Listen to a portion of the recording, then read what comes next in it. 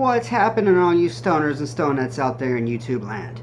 Today is January 30th, 2016. I'm bringing you the news and updates for marijuana and medical marijuana in general in the DMV area. There's a lot to celebrate this month, and hopefully there'll be more to celebrate by the end of this year. It's a very important year. Lots of legislation going through. There's an important election, like I'm sure hopefully a lot of people know about that. So get out there and vote and make sure the candidates you vote for support reforming the marijuana laws and medical marijuana in general. So let's get right into it with Maryland, with the dreams that are happening and coming true in Maryland. To celebrate, I'm bringing you some Blue Dream from Capital City Care. That's what we will be smoking on today. It's some very tasty. If y'all can get to Capital City Care to get some of their Blue Dream, I would highly recommend it. It's really good stuff. So what's happened in Maryland as in the past 10 days? The legislature has decided to override the veto of Governor Larry Hogan on the law which stated you can go to jail for this pipe, but not the marijuana in the pipe. That makes no sense. That makes absolutely no sense to me. I'm sure it made no sense to the people in the legislature. The only person it made sense to was the governor. The governor said, "Oh, that makes plenty of sense. You know, we can still put people in jail for the papers that are wrapped around the marijuana, even if we can't put them in jail for the marijuana." So it might have been an idiotic reason that he came up with to say why he was doing this. I don't think the man's an idiot. I think he's a despot who just wants to control people and tell them what they can and can't do. But that's okay, because democracy worked. The legislature said, "No, we're going to override this. This is some common sense approach to reforming the laws." They also made it where it is no longer a criminal penalty for smoking in public. It is now a civil fine, quite a big civil fine, $500 civil fine if you get caught smoking in public. I still wouldn't want that. So if you're in Maryland and you see a cop roll by, just hold it in, because as long as smell is no longer a reason to search anybody, but if they see you smoking, that is a reason to give you a ticket at the very least, and it would be quite a hefty ticket. $500 for smoking in public, plus $150 for the marijuana, and maybe another $150 for the pipe. Do the math. That's more money than I want to spend. But anyways, something else has been happening with medical marijuana, and on that front in Maryland, there's been so much interest in the medical program that for grow houses and for dispensaries that they've had to push back the prospective start date because so many people have applied for licenses to grow and dispense marijuana. The patients are pretty much taking it up the butt because people want to get in on the money side. And so that's not the best thing for patients, but luckily there's some stuff happening in DC that might bring some relief. Before I move on to DC, let's celebrate Maryland and the changes that are happening in Maryland with a nice little Toca Blue Dream.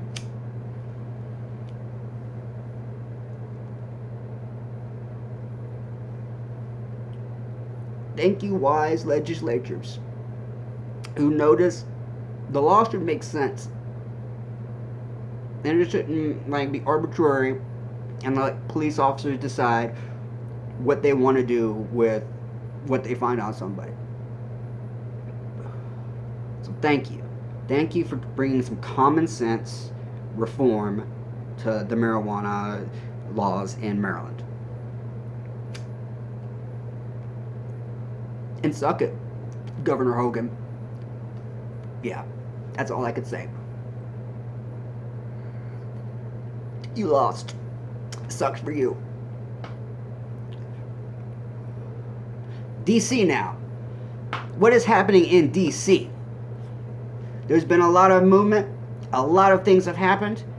To celebrate, first and foremost, the shortage on medical marijuana is over. The dry spell, we are no longer in a desert. It is now a Garden of Eden. No, maybe not a Garden of Eden. It's getting close to that.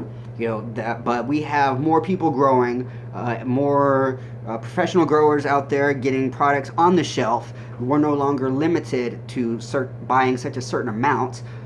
In fact, there is so much that my dispensary, Capital City Care, was giving people free eighths. If you bought a quarter, you would get a free eighth. My dumb ass, before the sale came out, I go up there thinking I'm gonna buy a quarter and get my free eighth. That's add those up. That's 9.5 grams, and I had 8.3 grams left on my limit. So I was bummed out, to say the least, that I couldn't get my free eighth. That's going to change very soon too, hopefully. There's also been movement to increase the patient's limit on how much they can have, from 2 ounces to 4. Right now you have to get a doctor to write a letter to the Department of Health and Regulations stating that you need this increase. Hopefully they'll get a form in the future or something like that to ease the process of the doctors doing that, because if you're like an oncology doctor, you don't want to have to be doing this for every single one of your cancer patients and whatnot. They need a simpler process of this, so hopefully they'll get that done very, very soon. If it would have been done a month ago and I would have had my limit increased, I wouldn't have been shorted on not getting my free eighth. I'm upset about that. I'm really upset that I couldn't get my free eighth. So hopefully next time the sale comes around, I can get that. But that just goes to show how much that they actually have been able to start producing, that they're giving it away now. Capital City Care, by the way, is excellent. If you're looking for a bang for your buck, that's where you go. Because I haven't seen any kind of sales like this anywhere else. So that's awesome. So what else is happening out there in D.C.? A little birdie's whispered in my ear, shh, we can't really talk about this, because some states might not like it very much. They might be like, what is D.C. doing? Trying to give their marijuana to our residents. Well, that's exactly what people are talking about. Maybe. I've heard that they might be talking about this. They might be. About getting rid of the residency requirements, or at the very least adding in reciprocity, where, say, if you're a medical marijuana card holder from California, you can get marijuana in DC from the dispensaries. And that makes sense. If we're going to recognize people's marriage laws and everything, we should recognize their marijuana laws. That makes perfect sense to me. I don't see why they shouldn't do that. It'll take some overhaul of the system that they've already set up, but it's doable. So hopefully that'll happen. Now, if they go even a more extreme route and get rid of the residency requirements completely, and say that as long as you can get to a DC doctor and can get to a dispensary in DC, you can be licensed.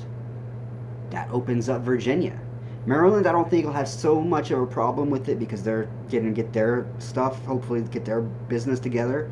And I don't think anywhere in the Maryland law it actually says you have to be a resident. So it'll pretty much be the same concept happening there. So that'll be very, very interesting to see what happens. I'm sure the other states are going to have, like Virginia is going to have an issue with DC giving its residents medical marijuana cards. That's why I'm not 100% certain that this talk has been going on. I know that the reciprocity thing has been talked about. This, I'm not exactly so sure. It's just a little birdie that's whispered in my ear. And why would DC be doing this? I think it would be the first step in a full-on recreational program. Why do they really want a recreational program? They have such a booming medical program now. Why do they want to do that? Because DC is the only place in the country, and this is something that's amazing, and something I'm so proud of the forward-thinking people on the city council to do this, that they have written into the law that if you're a low-income resident, you make under 200%, if you're 200% above the poverty line, or 200%, if you make, okay, let me put this in an easier way, under $24,000 a year. If you make under that, you get 20% off on your medical marijuana. 20% off, not just the marijuana, but the concentrates, the edibles, even down to the pipes, and I got my grinder for 20% off. It was $25, and I'm spending 20% off on that. That was awesome. That's awesome for people who can do it. The Blue Dream I'm smoking on now, if you can get that 20% off, it costs you $15.26 if you're, able to do that.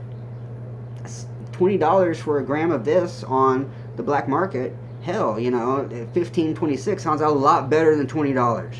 You know, so, and you can be sure that this is the correct weight and everything. So DC, thank you for that. It's going to be a long time until I think marijuana is recognized as actual medicine by the insurance companies, where the insurance companies will pay for it, like they should for any other medicine. They'll pay for thousands of dollars worth of other crap coming out of, companies that people are putting into their bodies that ultimately could lead up killing them, destroying kidneys and whatnot. Happened to me, but they won't pay for the marijuana, which is from the earth, and that's ridiculous. So thank you, DC, the City Council, for writing that into your law. The only place in the country that has done that. Thank you.